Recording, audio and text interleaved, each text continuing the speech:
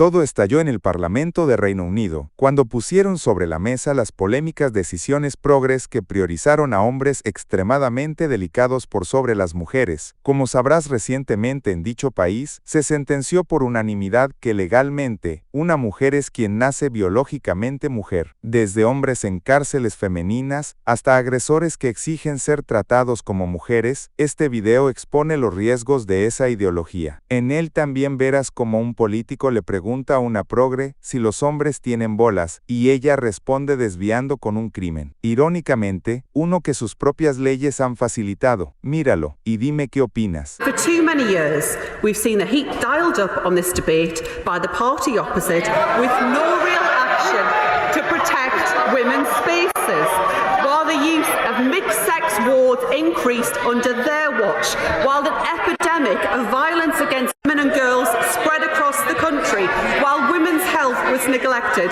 This Labour government will deliver for women through our plan for change, driving down waiting lists month after month, tackling misogyny throughout society, and once and for all, delivering justice for survivors of violence against women and girls.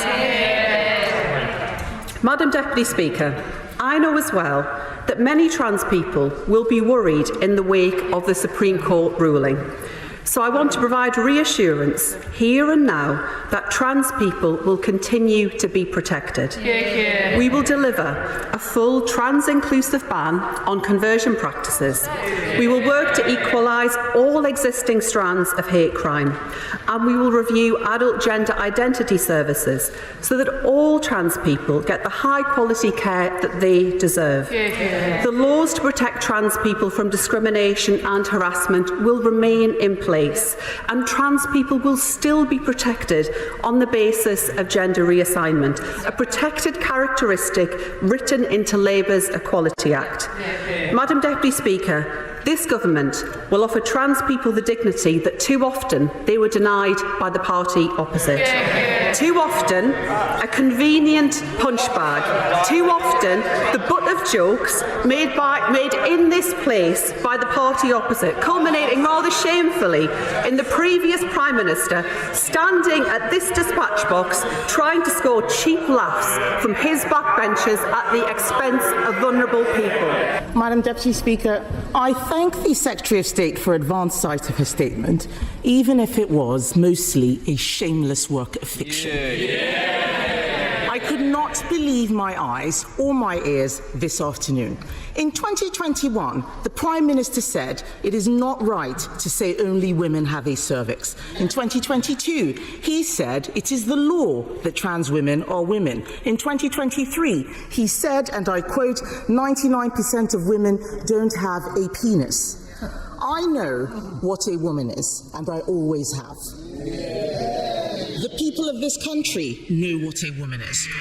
We didn't need the Supreme Court to tell us that, but this government did. A Labour government so desperate to jump on a bandwagon that they abandoned common sense, along with the SNP, who put rapists in women's prisons, and of course the Liberal Democrats.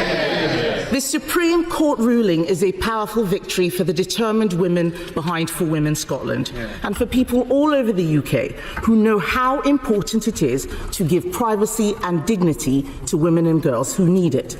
But it follows years of battle. Individual women took action to uphold the law at great personal cost, losing their jobs and their reputations.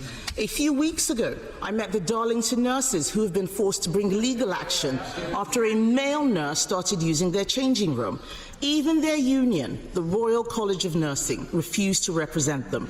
Women should not have to battle the NHS or their employers through the courts.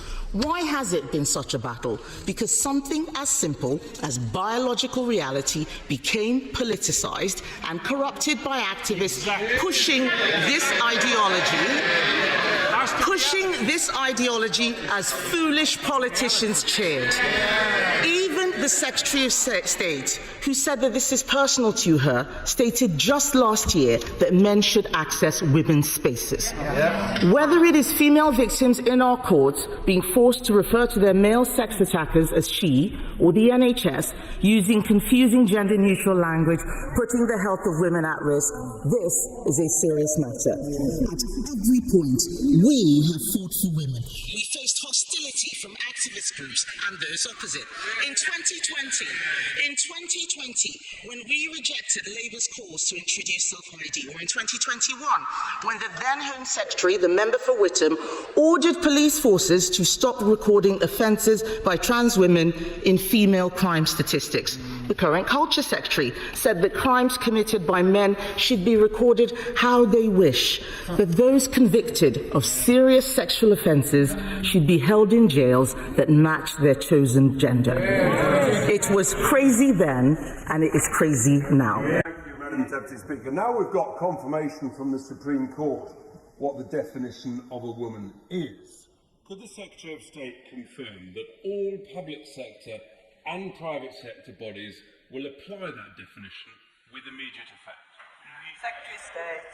I would just say to the honourable gentleman that I'll take no lectures from his party about the importance of defending women's rights, given that one of his own number that sits on those benches was convicted and went to prison for assaulting his former partner. Madam Deputy Speaker, a man is a man and a woman is a woman. And anybody watching this at home today will think that the lunatics have taken over the asylum, which they quite clearly have. Now, I don't need a Supreme Court judgment or ruling to tell me that a bloke shouldn't be in a women's changing room. So I want to ask the Secretary of State a very simple question for more clarity. Can a woman have a penis? I tell you what, blokes shouldn't beat up women. Maybe he should have a word with his colleague.